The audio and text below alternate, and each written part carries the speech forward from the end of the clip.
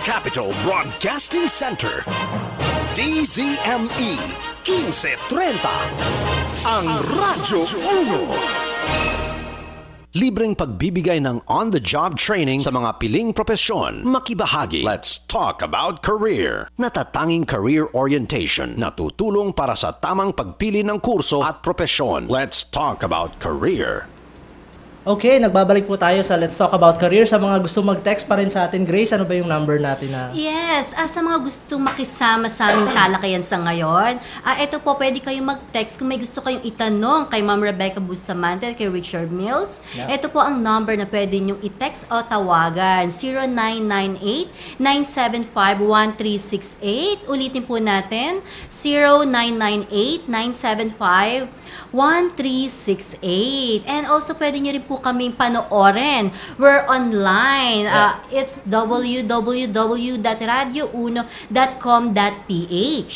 Okay, so Ms. Rebecca, a question ko is, how does this executive find the openings for Chalry Associates? Can you answer that, Richard? You're better. Well, it's really not that hard. I mean, when you're kind of at a senior levels, you stand out. Yeah. So what we're looking for are people who are really doing something that is exciting and interesting, and ideally they're not taking all the credit for themselves. You know, they're building up their people. It's not just a one-person show. They're building a strong organization of other managers beneath them and building up their organization. So that's the kind of thing that we're looking for. For the clients naman, what are the requirements for them to get someone? Kasi kayo in charge for selection and everything, right? Mm-hmm. So how does the client, what are the requirements sa Chalry Associates? Yes. You mean how we qualify client to help them? They chose you, right? Yeah. Well, basically, majority of our clients are multinational companies. So they came to the Philippines that they would like to expand their organization, and they need help, they need guidance. And majority of them, they help us because they know that we are well-known, I could say. Credible. Yeah, credible, or they know they have the name. That trustworthy. Yeah, the trust, and that how we are, something like that's why they decided to use our services. Ang gustong malaman siguro ng ating mga kababayan sa ngayon, yung pinanggalingan ni Ma'am Rebecca Bustamante. Kasi napakarami talaga right now na nawawalan ng lakas ng loob dahil sa kahirapan. So I think may inspiring stories. Very inspiring. That's why nga I admire her. Kasi nga yung pinagdaanan niya, hindi na rin naman basta-basta na nag-work ka, and at the same time, nag-aaral siya ng accounting, and then after that, nakapagtapos pa siya ng masters. So, Ma'am Rebecca, gusto kasing marinig at talaga namang napakaraming nakaantabay sa atin ngayon na mga listeners to learn and really from you. Ano ba talaga yung pinagdaanan ng isang Rebecca Bustamante? Okay. Well, anyway, of course, alam na marami na nag-ingay about me, and I'm open to share kasi gusto ko maka-inspire ng karamihan din talaga na ako galing talaga ako sa kahirapan. We're from Pangasinan, 11 kaming magkakapatid, but at the young age kasi namatay ang mother namin, kaya ang bunso namin noon 6 years old lang, so there's no other way kundi nag-abroad ako as a domestic helper to work para mapag-aral ko mga kapatid ko. And then from there, working in Singapore, I had an opportunity also na pagpatuloy ko ang pag-aaral ko. I continue my accountancy doon. So, kinontinue nyo po dito sa Pilipinas? Kasi nag-start ako rito sa PUP after high school, and then nagtatrabaho sa factory, and then pwede ka mag-aral sa gabi. And then from there, hindi natapos niya kasi 1 year pa lang ako nag-aaral. Our mother passed away. So from there, Singapore, and then tinuloy ko yun. From 3.5 years in Singapore, then I continue also in Canada. And basically, that's what happened. So, paano po kayo napapunta sa sales? Kasi kung titingnan nyo yung mga nakalagay lahat sa internet and all na how you became successful, sales. Yeah. Pero that was a very good question. Kasi sabi ko rin, bakit nga ba ako napunta ng sales? But to look back, when I was a kid, I think kasama ko pa nun yung kapatid kong pare, si Father William. Nung maliit pa lang kami, talagang gusto ko sales kasi nagtitinda ako ng pandesal. Di ba? Nagtitinda ng ice buko, pati siya kasama din lagi. Tapos pag may mga, kasi salt product namin sa Dasol sa bayan namin. So every, kung noon yung mga nagkakaroon ng mga nagbubuhat ng mga salt, lagi akong nagtitinda ng mga ice buko, ice candy, o yung mga drinks nila. Okay? Bakit ko ginagawa yon? So it shows na talagang at the young age, talagang gusto ko na talaga ang sales. There's the passion Parang already. nandun na yung passion ko talaga. So then when why I want accountancy? Kasi I really want to learn about P&L, profit and loss.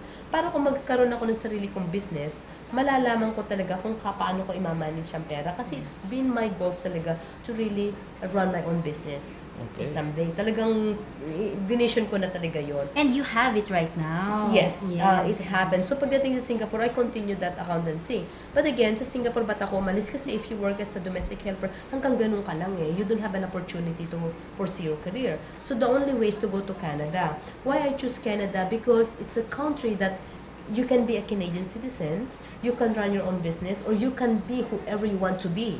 So it's a country that unlimited potentials talaga. They give it to you. It's up to you.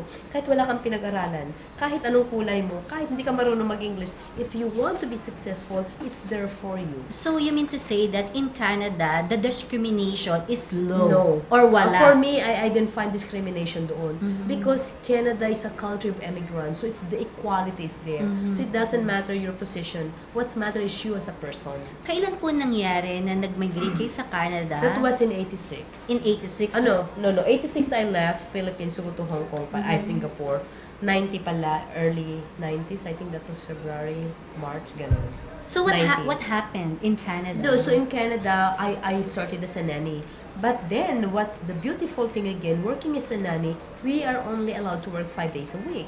So ibig sabihin, Saturday, Sunday, it's my day off. You have time. I have time. Yes. Then again, you are only allowed to work maximum of 12 hours a day during Monday to Friday. Strict talaga na ganun. Talaga sila. So ibig sabihin, after 12 hours, you can have your own part-time jobs. You can go to school. So yun ang ginawa ko. So in my first year, talagang tinarget ko na nagkaroon ako ng part-time job, selling pots and pans, yung mga kitchenwares from Germany.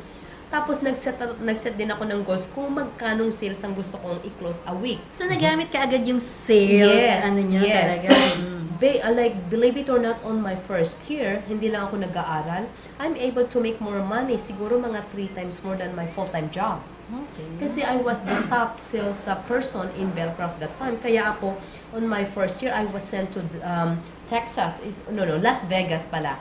Las Vegas for a conference. Kasi nga, top performer ako. Wow, from Canada. Then conference in Las Vegas. So imagine that, being a nanny. So yung employer ko naman, tuwan-tuwa siya. Yes. So, second year na naman, naging top na naman ako. Kaya ako pinadala naman sa Windsor, Ontario. But amazing, because my focus was to sell minimum of 5,000 a week para makapagpadala ako ng pera sa mga kapatid ko, makapag-aral ako at makapag-ipon ako para in 2 years I can start my own business. So the determination is Talaga actually yun. nakafocus din for the family. Yes. Father William. Sila talaga ang nagbigay ng reason why I want to be successful. Because of them, because of my mother who passed away at a young age, na silang nagbigay ng buhay sa akin. Nandito kami sa stage na ito because of them. Without them, we won't be here also. That's I true. think. How many brothers and sisters do We're you total have? of 11. Wow, 11. 11. And yes, ano po nangyari dito po sa 10? Ay, ang ganda. We're so thankful, of course, with the help of my brother William, kasi yung bunso namin stable na sa Canada.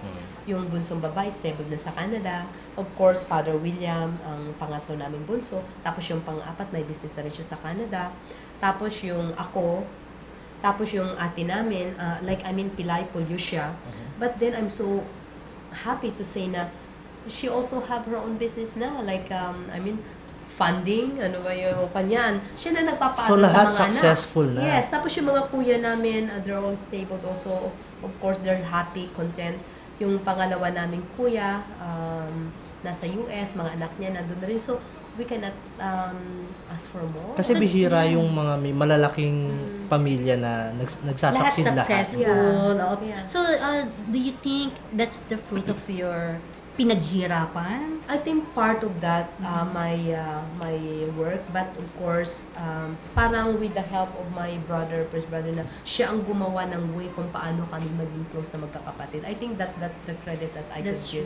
At saka ganun din yung mga kapatid namin na sabi nila na nandun din talaga yung love nila sa aming pamilya at saka yung respect na yung ginagawa ko. Sabi nila ganun, that they don't like to disappoint me. That's why they nagpursige sila. Okay. And they were so determined also to continue to be successful kasi nga, they don't like to disappoint me. So, Ma'am Rebecca, nabanggit niyo yung determination. Can you give us, our listeners, ano ba itong 5 na masasabi niyo na tips para maging successful sa kanilang career o dun sa mga nag-struggling pa rin ngayon sa trabaho? Okay. Number 1, ask yourself, what do I want? Oo, importante. Like, Ask yourself. Really ask yourself, what do you really want in life? What kind of career you want? Kasi if you love what you're doing, you don't feel you're working. That's true. Okay? Once you found out, okay, then how determined are you? Are you willing to pay the price? If you go through challenges, are you gonna quit right away? Or you're so focused on doing it? Okay? So, yun, I mentioned focus. Na no matter what, you have to do it whether you like it or not. Sometimes, marami kayong mga projects, inaantok ka, matutulog ka ba, or gigising ka na. So, you have to be so focused on doing it no matter what. Yeah. No matter what challenges, you're so determined. Okay? And the next, sabi mong ganun, like I'm working the time, but walang result. But in life, you have to be willing to work in the next 5 years. After 5 years, doon mo makikita ang rewards. But So, it's not right away. not right away, 5 years. And then sabihin mo, in 5 years, I'm 5 years older. Do I want to be more successful or still the same time?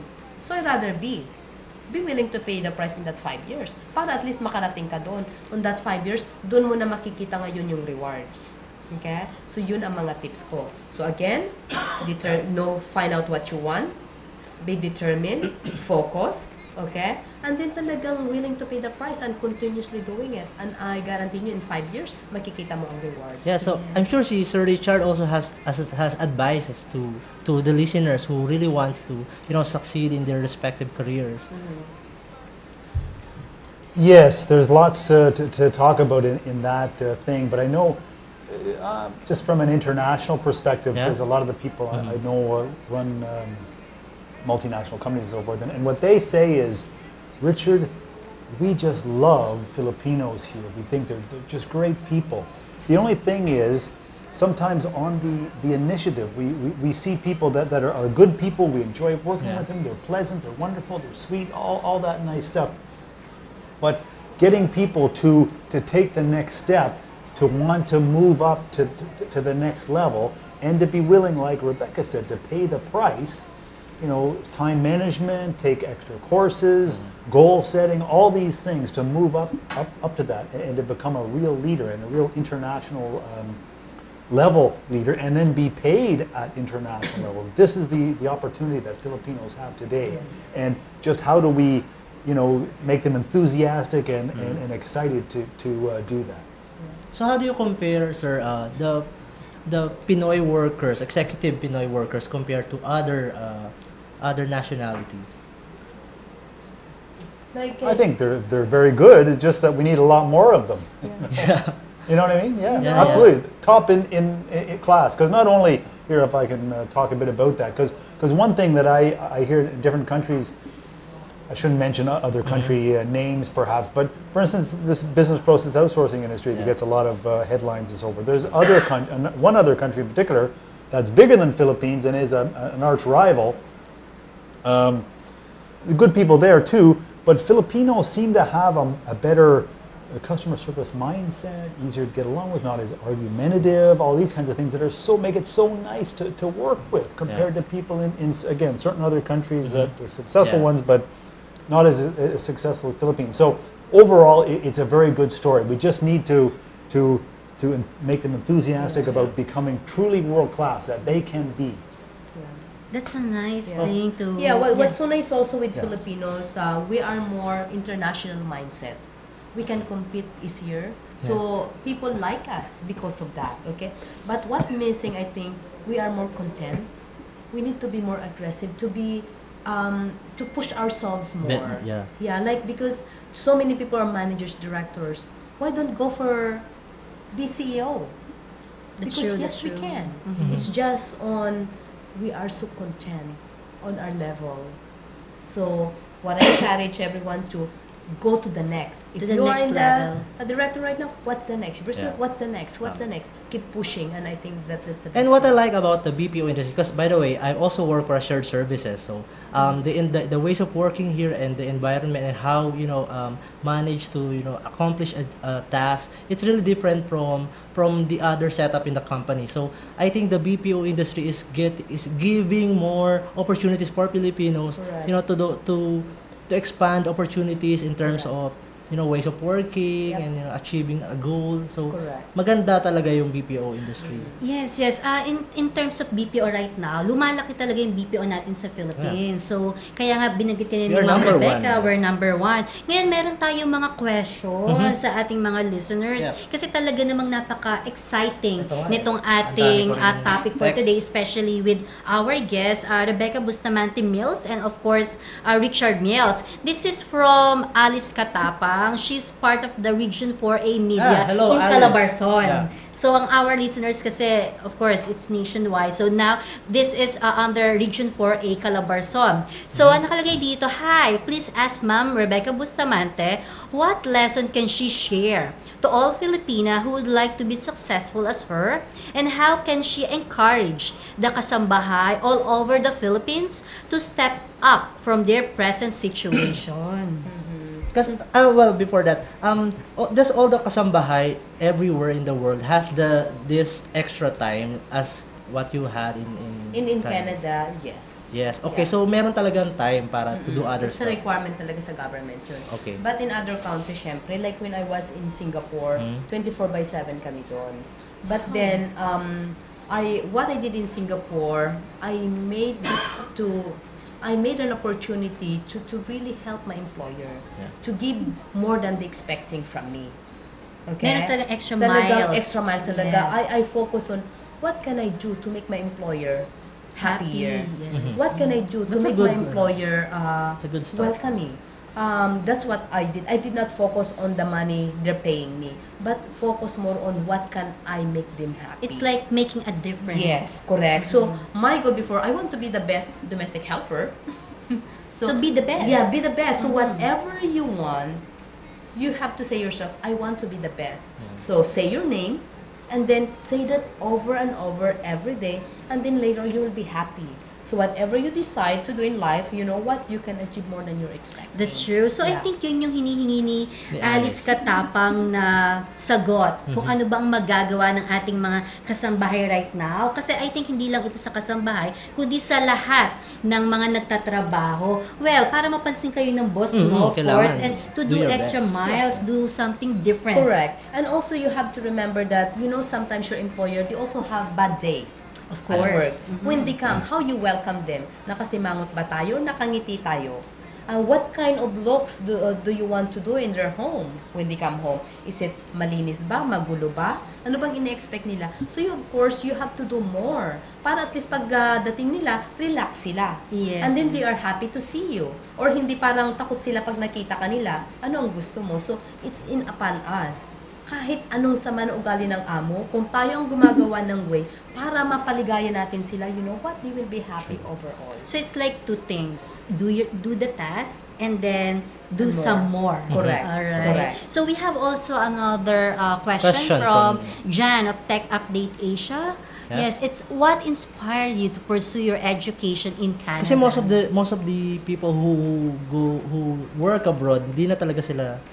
Kasi ang focus nila is to makapagtrabaho ka pagtatrabaho. agad. Yes. Why I continue to pursue my education in Canada, number one, it's necessity. It's a requirement. Kasi Okay. if I want to run my own business, I should to know how. That's true. Right? So, if I want to study, who will teach me? Yeah. If I push my brothers and sisters to study, and if I'm not studying, how can I push them? So, I have to be an example first before I ask others to do it. And through that, when I wrote down my goals, my short-term, mid-term, and long-term, one of the requirements is education. So that's need to be done. And that's one of the schedules on my weekly, daily, yearly schedule. So it's always about education. Yes, that's necessary until now. Until now, I still continue studying, learning, listening to the tapes. Even I'm driving, I'm listening to motivational speakers because that's how we learn. That's how we grow. Listening to the successful people because they inspire you. Okay. I read also that you're a motivational speaker. To More 150 to 500. Yes. Yeah. So usually what are the topics? Well, depends. Like for example, Pag-ibig invited me to teach about or share my investment tips. Okay. How to save money in order for people to buy houses. For example, people working from BPO. They don't know how to save, and because we're enjoying life and we buy Starbucks. They don't have the concept of investing or saving. Like imagine if you buy coffee one a day, how much is that? That's $100. 150? $100? 150. Yeah. If you do that times 5 a week, how much is that? 750. 750. Times 52 weeks a year, how much is that? Oh my God. 36,000 Yeah, something? around that. 36,000. Do you want to put that in your bank account or do you want to give to Starbucks? I just use Starbucks, but any. Yes. Okay. All right. Yes. But any, So nakita natin na yung Right? expenses. Yeah. Yes. The na concept pwede of naman- saving. Yes, Oo. okay. Like for example, again, you eat out for lunch. If you bring lunch, number one, clean and healthy. So do you want to spend that money outside again, eating maybe fast food? Yeah, thank you for using the word fast foods, okay?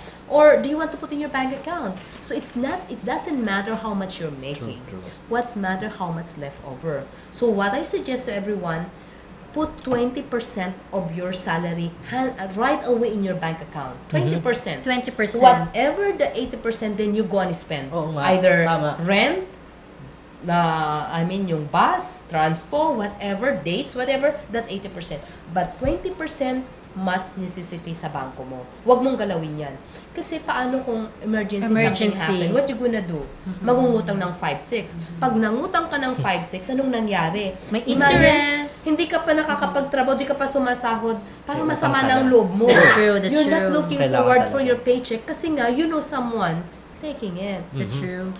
Actually po dito, Ma'am Rebecca and Sir Richard, nagbibigay din po tayo ng mga trabaho dito sa Job ating mga opportunities, listeners. So right now, we have a lot of hiring for these people. Okay. Under Victoria Court, care of Assistant HR Manager Melissa Pama. Yeah, which is our guest last week. Guest natin last week, yes.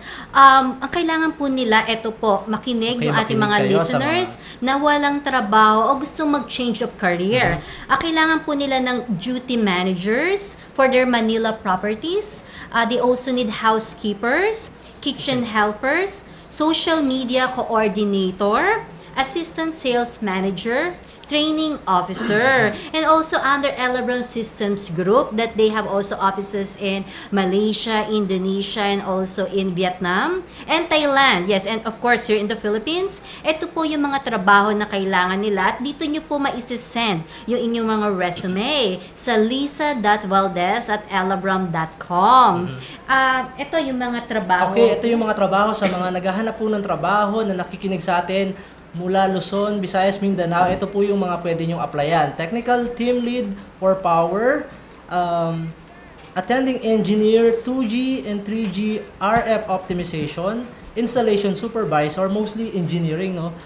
SAQ Supervisor, Rigger, RAN Customer Project Manager, Mobile Core Broadband, IP RAN Transport, Account Executive, Marketing Assistant, lahat po yan open po sa Elabron system. So, ang email ulit for the Elabron system ay ang lisa.valdez@elabron.com. Pwede nyo rin i-copy si mariagracia.n@elabron.com. Yes, so ito po kasing ating radio show na Let's Talk About Career. Gusto po nating makapagbigay ng advice at trabaho, of course, to our listeners and viewers at eto po, pwede rin po kayo makisama sa amin sa aming mga talakayan. So, kung gusto niya po, may matitira pa rin pong oras. Ito po ang number na inyo pwedeng tawagan. It's 0998-975-1368. O kaya naman, tawag sila sa landline natin, 861-6947, or sa lahat ng mga nanonood sa atin online, www.radiouno.com.ph. Yes, and right now po sa ating pong mga bagong nakikinig, ang ating pong mga guests, we have Miss Rebecca Bustamante of Shalray Associates, and of course Richard Mills, yung pong chairman. And sila rin po yung founder at nag-organize as their CSR or Corporate Social Responsibility. Ito pong Asia CEO Awards na talaga namang napakaganda para sa Pilipinas dahil pinag-uusapan sa buong mundo. At nandito nga po at ating guest ngayon, ito pong dalawa na special para sa atin because I really admire these people because of their what's happening and what they're doing here in the Philippines. At Grace, sa pagbabalik natin, pag-uusapan talaga natin yung kumpanya na pinagtatrabahuhan nila, ang recruitment associate, ang Shalray Associate, kung ano pa yung pwede nilang may provide na jobs sa ating mga nakikinig. Okay, so magbabalik po ang Let's Talk About Careers sa pagkalipas lang na ilang paalala. Ang larong minahal ni Lolo't ni Lola, nanay at tatay. 80 taon nang nagbibigay ligaya sa mga Pilipino. And for the new generation,